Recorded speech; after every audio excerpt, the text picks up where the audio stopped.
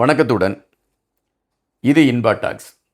அதாவது தமிழகத்தை பொறுத்த மட்டில் மிகப்பெரிய ஒரு பேசுபடு பொருளாக மாறி இருக்கக்கூடிய ஒரு விடயம் என்னென்னா, மேகதட்டு அணைக்கட்டை மையப்படுத்தியதுதான். இந்த மேகதட்டு அணைக்கட்டில் இப்பொழுது கர்நாடக அரசு அதில் அணை கட்டுவதற்கான முயற்சிகளை எடுக்கிறாங்க. அந்த முயற்சிகள் அவர்கள் எடுக்கப்பட்டால் அதில் 60 டிஎம்சி தண்ணீரை தேக்கி வைப்பதற்கான களத்தோடு அவர்கள் அணை கட்டுவதற்கான முயற்சிகளை எடுக்கிறாங்க. அப்படி முயற்சிகள் எடுக்கப்பட்டால் அது ஒட்டுமொத்தமாக தமிழகத்துக்கு மிகப்பெரிய ஒரு பேரிடியாக மாறும் என்கின்ற ஒரு பரபரப்பான ஒரு சூழல் எழுப்பப்பட்டுக்கிட்டு இருக்கு. எதிர்க்கட்சிகள், அது திமுகவை பொறுத்த மட்டில் அவர்கள் கடுமையான விமர்சனங்களையும் வைத்து கொண்டிருக்கின்றார்கள். ஆளுங்கட்சி இந்த விடயத்தில் ஒரு தீவிரமான கவனம் செலுத்தாமல் அமைதி காத்து கொண்டிருக்கிறது. அனைத்து கட்சி கூட்டத்தை கூட்டி முதல்வர் இதை குறித்து பேசியிருக்க வேண்டும். ஆனால் பேசாமல் அமைதி காக்கக்கூடிய களம் இருக்கக்கூடிய காரணத்தினால் தான் இந்த மேகதட்டு அணை விடயத்தில் கர்நாடகா அடுத்தடுத்த நகர்வுகளை நோக்கி நகர்ந்து கொண்டிருக்கிறது என்ற செய்திகள் எடுத்து வைக்கப்படுகிறது. இந்த மேகதட்டு அணை, இந்த விடயங்கள் இது ஒருபுறம் இருக்கக்கூடிய சூழலில் இந்த புவி சார்ந்த களத்தில் இந்த மேகதட்டு எந்த கோணத்தில் இருக்கிறது, இங்கு அணை கட்டுவதற்கான களம் எடுத்தால் எவ்வளவு பாதிப்புகள் இருக்கிறது தமிழகத்திற்கு, கர்நாடகத்திற்கு, இவைகளை மையப்படுத்திய ஒரு தேடல் எல்லார் மனசிலுமே இருக்குது. குறிப்பாக பார்த்தீங்கன்னா, கர்நாடகத்தை சார்ந்தவர்களே இந்த அணை கட்டக்கூடாது என்று கடுமையான எதிர்ப்புகளை அவர்கள் பதிவு செய்து கொண்டு இருக்கிறார்கள் என்கின்ற ஒரு செய்தியும் இருக்கிறது. கர்நாடகத்தின் குடிநீர் பிரச்சனைக்காகத்தான் அல்லது கர்நாடகத்தில் தண்ணீர் பிரச்சனையை தீர்ப்பதற்குத்தான் இந்த அணையை கட்டுகிறோம் என்று கர்நாடகம் சொல்கின்ற பொழுது, கர்நாடகத்தில் இந்த அணைக்கு எதிர்ப்பு தெரிவிக்கப்பட்டிருக்கிறது என்பது சற்று விழியை உயர்த்தக்கூடியதாக இருக்கின்றது. பெங்களூரிலிருந்து சுமார் 90 கிலோமீட்டர் தொலைவில் சங்மா என்ற இடத்தில் அர்கா நதி இணைகிறது. இந்த அர்கா நதியிலிருந்து, சங்மாவிலிருந்து ஒரு 7 கிலோமீட்டர் தொலைவில் இந்த மேகதட்டு என்கின்ற அந்த இடம் இருக்கிறது. அதாவது சங்மா என்பது அரிகா நதி என்ற நதி இணையக்கூடிய இடம். இந்த இணையக்கூடிய இடத்திலிருந்து கிளம்பி வருகின்ற அந்த நீரானது நேரடியாக மேகதட்டு என்கின்ற பகுதியை கடந்துதான் அது தமிழகத்திற்குள் வருகிறது. இந்த மேகதட்டு என்கின்ற பகுதியில் அதுவரை காவேரியை அந்த நீர் வரக்கூடிய அந்த இடங்கள் அகலமாக இருக்கும். இந்த மேகதட்டு என்கின்ற பகுதியில் வருகின்ற பொழுது அது சுருங்கி விடுகிறது. எனவே தான் இந்த மேகதட்டு என்கின்ற பகுதியிலே நாம் அணையை கட்டிவிட்டால் அது ஈஸியாக அதை இலகுவாக நமக்கான தண்ணீர்கள் தேக்கி வைப்பதற்கான ஒரு களத்தை எடுத்து விடலாம் என்பது கர்நாடக அரசுடைய திட்டமாக இருக்கிறது. இந்த மேகதட்டு என்று எதனால் அந்த இடத்திற்கு பேர் வந்தது அப்படின்னு ஒரு கேள்வி வைக்கின்ற பொழுது பலர் பல கதைகளை சொல்கிறார்கள். ஒரு சிலர் என்ன சொல்கிறாங்கன்னா, மேக தட்டு அப்படிங்கிறது, மேகா என்பது ஆடு என்றும், தட்டு என்பது தாண்டல் என்கின்றதனால் மேகா தட்டு என்று குறிப்பிடுகிறார்கள், கன்னடத்தில் என்று குறிப்பிடுகிறார்கள். இன்னொரு செய்தி என்ன சொல்லப்படுகிறது என்றால், ஒரு ஆடை ஒரு புலி விரட்டி கொண்டு வந்ததாகவும், அந்த ஆடு இந்த குறிப்பிட்ட பகுதியில் அது தாண்டி சென்றதனால் மேகதட்டு என்று அந்த பெயர் அழைக்கப்பட்டதாகவும் ஒரு செய்தி இருக்கிறது.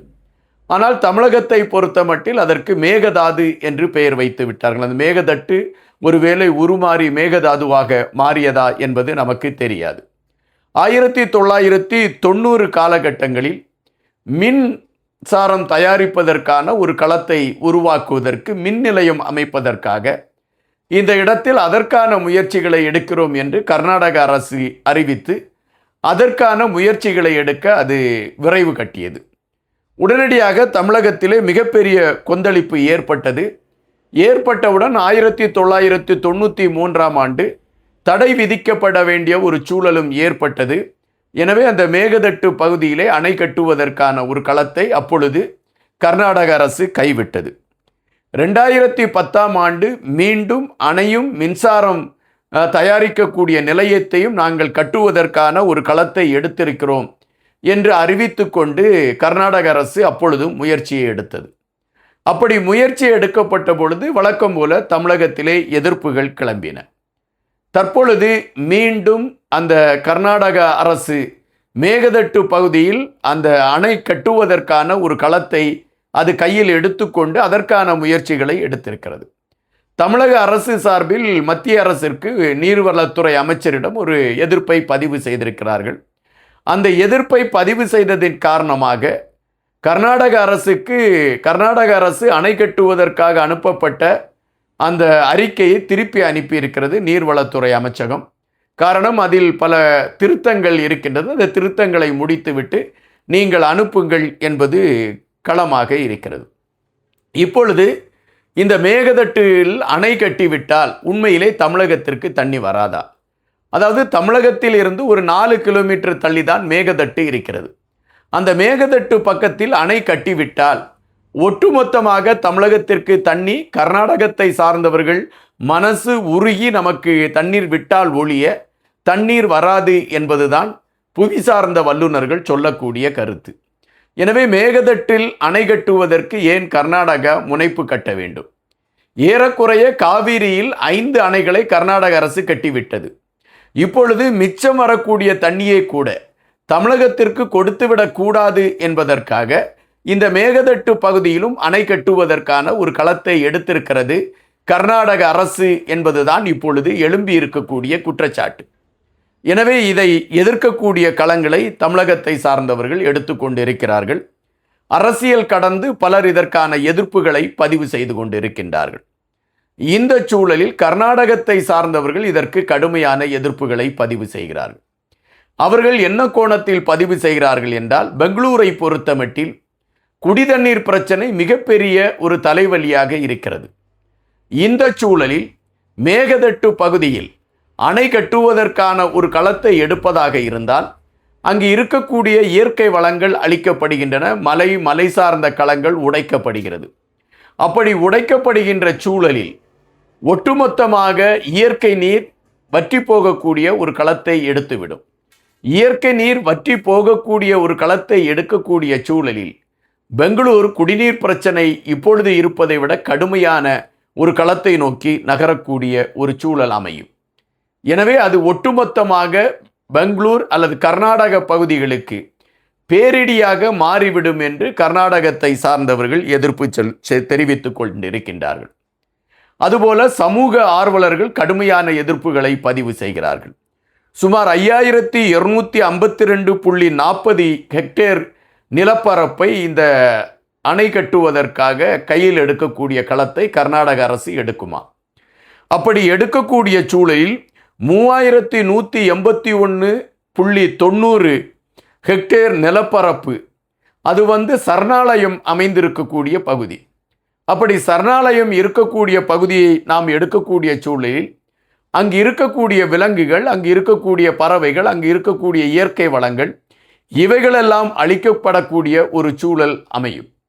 அப்படி அமைகின்ற பொழுது இயற்கைக்கு எதிரான ஒரு களத்தை நாம் கையில் எடுத்தது போல இருக்கும். அது ஒட்டுமொத்தமாக இயற்கையாக உருவாகக்கூடிய சுனை நீர்களை அது தடுப்பதற்கான ஒரு களமாக அமைந்துவிடும்.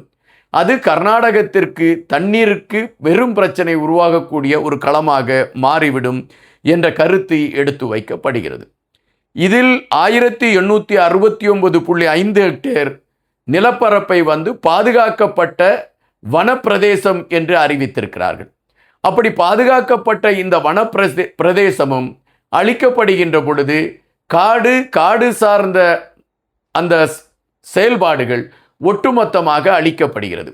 இப்பொழுது அந்த மரங்கள் இருந்தால்தான் மேகங்களை தடுத்து மழை பொழிவதற்கான ஒரு களம் உருவாகும்.